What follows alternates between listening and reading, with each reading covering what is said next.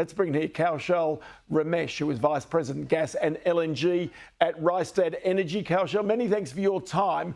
Just when you said Australia had the most volatile electricity grid in the world, just how did you judge that? Just within the intraday price fluctuations within the power market, particularly in the NEM. Some of these instances were exacerbated in 2022 when we had a raft of coal outages coinciding with the cold snap towards July and August of 22. And yeah, that's sort of what we've observed. So that being the case, with more gas in the system, if the government then assures the industry that there is more gas in the system, does that also suggest that more gas-fired power stations, that we've actually got the ability to have that instant electricity that Australia will need from time to time? No, indeed. One of the features of the transition that we're observing, first in Australia, and it will happen in other parts of the world as well, is that as the power system becomes more renewables heavy, and especially when Australia, where I think more than 50% of the NEM is coal-fired, for instance. As we start to see that coal exit and renewables come on, we will see that the demand for gas-fired power becomes extremely volatile, and having more gas on standby to be able to support that definitely will help to smooth out the peaks.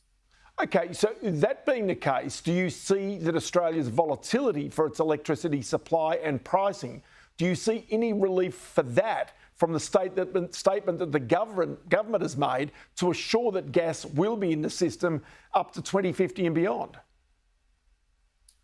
Well, this statement is likely I think among the first explicit admissions that gas has the role to play in 2050 and beyond. We've seen a few implicit admissions over the past year or so that we've had so many of these market interventions.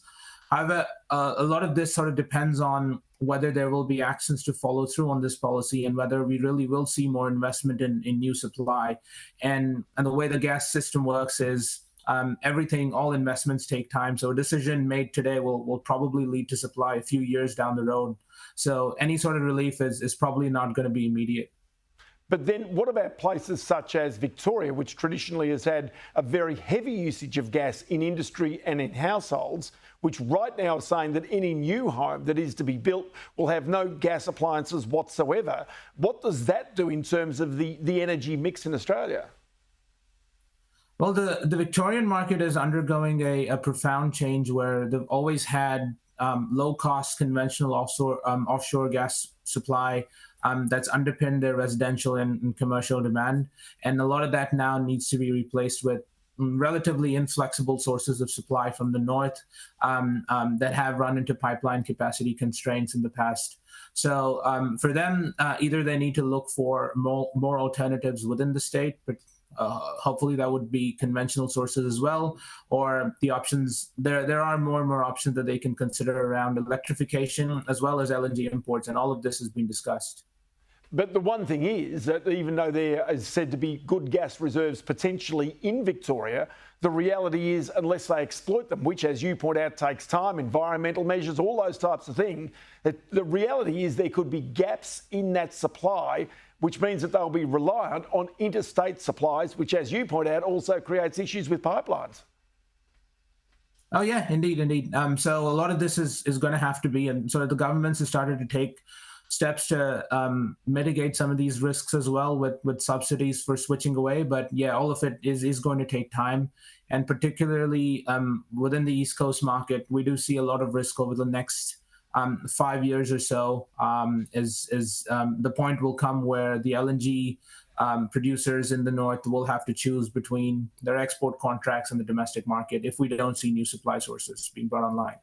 Kaushal Ramesh from Rystad Energy, many thanks for your time on the program today. Thanks very much for having us.